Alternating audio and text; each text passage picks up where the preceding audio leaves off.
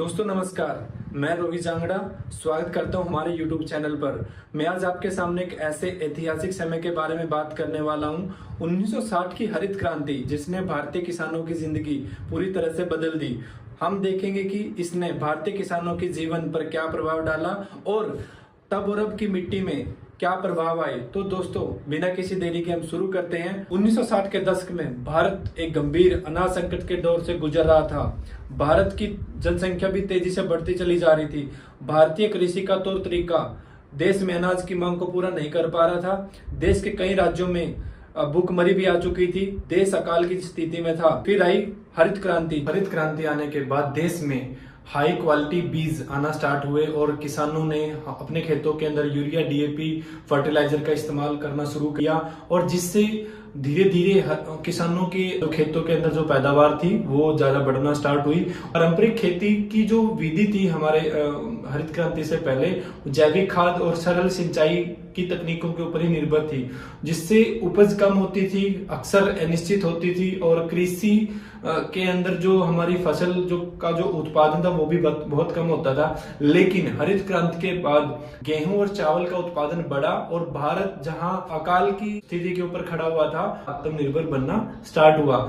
लेकिन हमारी मिट्टी पर लंबे समय तक रासायनिक केमिकल फर्टिलाइजर का इस्तेमाल करने से क्या प्रभाव पड़ा। स्टार्टिंग में तो शुरुआत में तो लाभ बहुत अच्छे थे, लेकिन जैसे जैसे ज्यादा केमिकल यूज होना स्टार्ट हुए तो मिट्टी के अंदर कटाव आना स्टार्ट हुआ। उर्वरकता में कमी यानी कि उसकी उपजाऊ शक्ति में कमी आना स्टार्ट हो जाती है। कटाव और जैविक सामग्री यानी कि जो उसके अंदर सूक्ष्म जीव होते हैं, जो उसके अंदर मतलब हमारे केंचुए होते हैं जो भूमि को अच्छा रखने में सहयोग करते हैं, रासायनिक खाद का उपयोग करने से, केमिकल या फर्टिलाइजर या जहर का उपयोग करने से उनकी जो शक्ति है या वो जो उनकी क्वांटिटी है वो कम हो जाती है या फिर बिल्कुल खत्म हो जाते हैं। बीमारियां ज्यादा संवेदनशील फसल को ही पकड़ते, जहां पे ज्यादा उर्वरक शक्ति या फिर उपजाऊपन नहीं होता वहां पे बीमारियां ज्यादा आती हैं। लेकिन अगर दोस्तों एक तरफ बात करें, वैज्ञानिक और किसान अब इन मुद्दों के ऊपर समाधान करने के लिए मिलकर काम तो कर रहे हैं, लेकिन सवाल ये है हम मिट्टी को कैसे उपजाऊ बनाएं।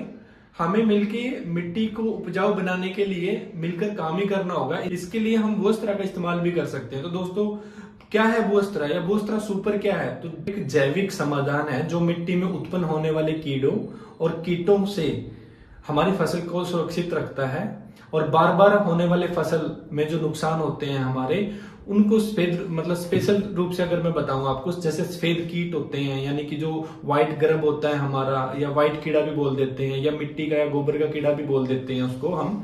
तो जैसे दीमक है, कटवर्म्स हैं, घोंगे हैं या क्रिकेट्स हैं, जैसे कीटों से बचाने में हमारी फसल को बचाने में ये बहुत तरह हमारी मदद करता है। यह पूरी तरह से ऑर्गेनिक है, नेचुरल है, जिससे मिट्टी में किसी तरीके की कोई भी हानि नहीं होती और मिट्टी बिल्कुल स्वस्थ रहती है। और जैसे मिट्टी के अंदर जो हमारे सूक्ष्म जो जीव होते हैं जो अच्छे रहते हैं हमारी मिट्टी के लिए, हमारे फसल के लिए, जैसे कि केंचुआ है उनमें से, तो एंजाइम्स हैं इसके अंदर बहुत अच्छे। दोस्तों इसके अंदर अगर मैं विशेष रूप से बात करूं ना, जो इसमें मुख्य काम करता है वो है कैरोफिलिन, और इसके अंदर नीम का अर्क भी डाला गया है, अरंडी का अर्क भी है, एंजाइम्स भी है इसके अंदर, जो कीटों से लड़ने में हम किसान की या फिर बोले तो फसलों की हेल्प करते हैं। ताकि जैसे ये क्या है दोस्तों, अगर मैं बेसिकली बताऊं, ये जो हमारा बेंजोनाइट होता है यानी कि ज्वालामुखी की राख होती है, उसके अंदर एंजाइम्स का अर्क या 38 तरीके के वृक्ष आयुर्वेदा का घोल भी इसके अंदर मिलाया गया है। 38 तरीके के ऑर्गेनिक जो हमारे तत्व होते हैं या 38 तरीके के जो तेल होते हैं उनका इस्तेमाल इसके अंदर किया गया है।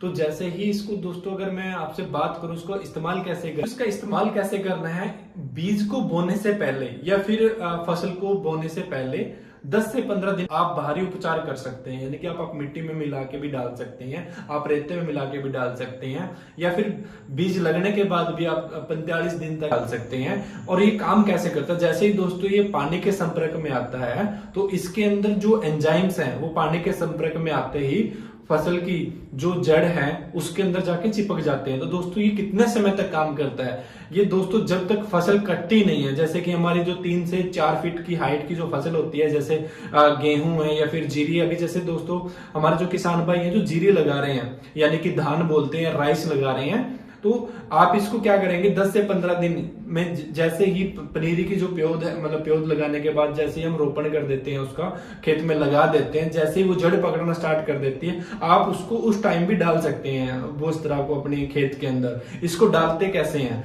दोस्तों? इसको मिट्टी में मिलाकर डाल सकते हैं, इसको आप रेते में मिला के डाल सकते हैं, इसको आप गोबर की खाद में मिला के डाल सकते हैं, या फिर किसी भी तरीके की खाद जो हम अपने खेत में डालना है, यूरिया, पोटास, जिंक, मतलब जो भी हम सल्फर डालते हैं, कुछ भी आप अपने खेत के अंदर जो भी खाद रूप में डालते हैं, आप उसको मिला के वो इस तरह को इसके अंदर डाला जा सकता है। अब ये कितने दिन तक काम करता है? तो जितने मतलब अगर 3 से 4 फीट की जो हाइट की जो फसल है दोस्तों, ये उसके अंदर जब तक फसल कटेगी नहीं, मतलब जो 3 से 4 महीने की फसल होती है, 5 महीने की फसल होती है, लगभग 180 दिन तक ये फसल की जो जड़ है उसके अंदर चिपका रहेगा। और फसल को मिट्टी के जितने भी कीट हैं, लगभग 12,000 प्रजातियां पाई जाती हैं कीट की मिट्टी के अंदर, तो ये 12,000 तरीके के कीटों से हमारी फसल की रक्षा करता है। क्योंकि मार्केट के अंदर जितने भी रासायनिक मतलब दवाइयां हैं, वो क्या करती हैं, वो अलग अलग प्रोडक्ट, अलग अलग बीमारी के लिए, अलग अलग कीट के लिए बना हुआ है। लेकिन ये दोस्तों भूअस्त्र जो है ये ऑल इन वन, मतलब सभी बीमारियों का जो जमीन से खेत के अंदर आती हैं उनका एक ही समाधान है, भूअस्त्र। अब ये क्या करेगा दोस्तों, जैसे ये फसल की मतलब जड़ में चिपक जाता है, तो उससे इसके आसपास में जो कीट है वो आएगा ही नहीं। अगर इसको आएगा तो इसके अंदर 4 पॉइंट होते हैं, यानी कि 4 तरीके से ये काम करता है। 4 पॉइंट कौन से हैं? जैसे ही मतलब कीट जो होता है उसको खाएगा तो उसका मुंह चौक हो जाएगा, वो कुछ खा नहीं पाएगा, उसको डिहाइड्रेशन हो जाएगा, उसको लकवा भी हो सकता है। उसका अंदर डिहाइड्रेशन होने की वजह से उसका C++ यानी कि उसका जो प्रोटीन है या जो उसका सोडियम है, नमक बोल देते हैं इसको, वो बाहर निकल जाता है। वो लकवाग्रस्त होने की वजह से चल फिर नहीं पाता, वो अपना बॉडी के ऊपर से, अपना माइंड के ऊपर से कंट्रोल खो देता है, जिसकी वजह से वो 24 से 48 घंटे के अंदर मतलब मोक्ष पधार जाता है, या फिर मतलब बोलते हैं अपना शरीर छोड़ जाता है, और फसल जो है वो आपकी एक तरीके से स्वस्थ हो जाती है। ये हर तरीके से काम करता है दोस्तों। और जो हमारे मित्र कीट है, जैसे कि केंचुआ है, या जो जमीन के अंदर पाया जाता है, केंचुआ जो है मिट्टी से लगभग 22 फीट की हाइट तक, गहराई तक चला जाता है। मार्केट में हमने यूरिया, फर्टिलाइजर, केमिकल, पेस्टिसाइड डाल के दोस्तों मिट्टी में से हमारे सभी प्रकार के एंजाइम्स और सभी प्रकार के केंचुए, मतलब मिट्टी से 20 से 30 फीट की गहराई में जा चुके हैं। लेकिन भूअस्त्र डालने से दोस्तों आपको कुछ समय के बाद अपने खेत के अंदर मतलब केंचुओं को देखना स्टार्ट कर देंगे, और अच्छे एंजाइम्स आपके खेत के अंदर आना स्टार्ट हो जाएंगे। और इसके बाद आप जो मिट्टी की जो खुशबू है, जो आप मतलब पहले टाइम में आती थी जब हम ज्यादा फर्टिलाइजर का यूज नहीं करते थे, आज से लगभग 20-30 साल पहले वो खुशबू आती थी, वो एक अलग सी महक आती थी मिट्टी के अंदर। तो दोस्तों देखेंगे आप 3 से 5 बार जब अपने खेत के अंदर आप इसको यूज कर लेंगे, साइकिल बोल रहा हूं मैं दोस्तों, जैसे 3 से 4 फसलों के अंदर इसको मतलब अपने खेत के अंदर उपयोग कर लोगे, तो वो भोनी भोनी सी खुशबू आपको अपनी मिट्टी में से आना स्टार्ट हो जाएगी। इससे डालने से और क्या हो सकता है या हो जाएगा दोस्तों, आपकी मिट्टी के अंदर जो 16 माइक्रोन्यूट्रिएंट होते हैं, जो हम मार्केट में से लाके अपने खेत के अंदर डालते हैं, वो ऑटोमेटिकली मतलब उसकी क्वांटिटी फसल के अंदर बढ़ना स्टार्ट हो जाएगी, जिसको ऑर्गेनिक कार्बन भी एक तरीके से हम बोलते हैं। तो हमारी मिट्टी के अंदर जो ऑर्गेनिक कार्बन है वो भी बढ़ना स्टार्ट हो जाएगा। ऑर्गेनिक कार्बन अगर मैं आपको बताऊं, वो है मिट्टी के अंदर जो हमारी स्पेशली उपजाऊ शक्ति को बोलते हैं, फर्टिलिटी रेशो को भी बोलते हैं हम एक तरीके से। तो वो उपजाऊ शक्ति भी भूअस्त्र के इस्तेमाल से बढ़ना स्टार्ट हो जाएगी, और मिट्टी के अंदर ऑक्सीजन लेवल बढ़ जाएगा, मिट्टी बुरबुरी हो जाएगी।